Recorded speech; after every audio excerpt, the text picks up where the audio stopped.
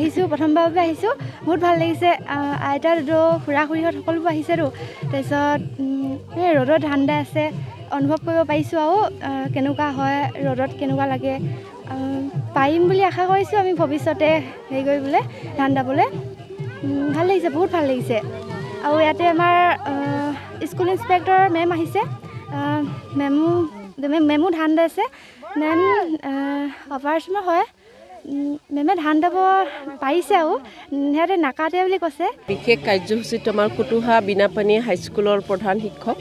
তেওঁ বাকী শিক্ষকখিনিৰ লগত লগ হৈ ছাত্ৰ ছাত্ৰীক লৈ এনেকৈ পথাৰলৈ অনা হৈছে কাৰণ আমি সকলোৱে জানো ভাৰত এখন কৃষি প্ৰধান দেশ অসম কৃষি প্ৰধান ৰাজ্য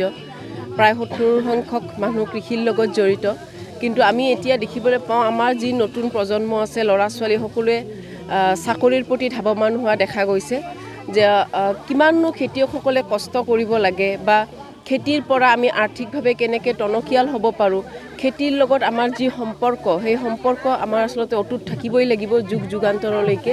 সেইকাৰণে ল'ৰা ছোৱালীখিনিৰ মাজত এটা সজাগতা আচলতে আৰু খুব ধুনীয়াকৈ দেখিছে আপোনালোকে ল'ৰা ছোৱালীখিনিয়ে ধান কাটিছে অভিভাৱকসকলেও শিক্ষকসকলে আহি ইয়াত যোগদান কৰিছে এইটো এটা সামান্য প্ৰয়াস ইয়াৰ দ্বাৰা আমি সকলো চৰকাৰী বিদ্যালয় বা আমাৰ বেচৰকাৰী বিদ্যালয় হওক আমি শিক্ষক শিক্ষয়িত্ৰী তথা ছাত্ৰ ছাত্ৰীলৈ এইটো বাৰ্তা নিব খুজিছোঁ যে আমি এতিয়া বহুত হ'ল আৰু বাহিৰৰ পৰা মানুহ আহি আমাৰ ৰাজ্যত খেতি কৰি তেওঁলোকে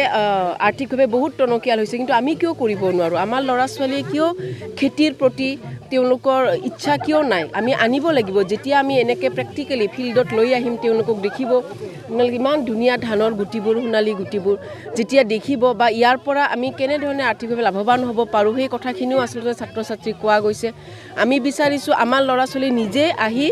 আগবাঢ়ক খেতিৰ প্ৰতি তেওঁলোকৰ মনোযোগ আহক আৰু তেওঁলোকে যাতে ভৱিষ্যত জীৱনত খেতিৰ পৰা স্বাৱলম্বী হ'ব পাৰে তাৰ কাৰণে আচলতে আমি অলপ আজি চেষ্টা কৰিছোঁ কৰ্ম অভিজ্ঞতা বুলি এটা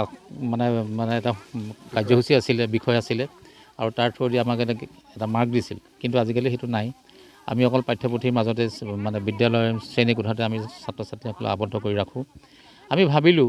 এইবাৰ কি হ'ল ছাত্ৰ ছাত্ৰীসকলক যে আমি আঘোণৰ পথাৰলৈ লৈ যাওঁ আঘোণৰ পথাৰত কি হয়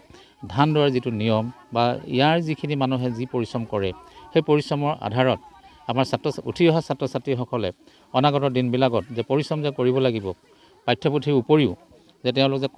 কৰ্মমুখী হ'ব লাগিব এই কথাবোৰ চিন্তা কৰি লৈ আমি এই কাৰ্যসূচীটো হাতত ল'লোঁ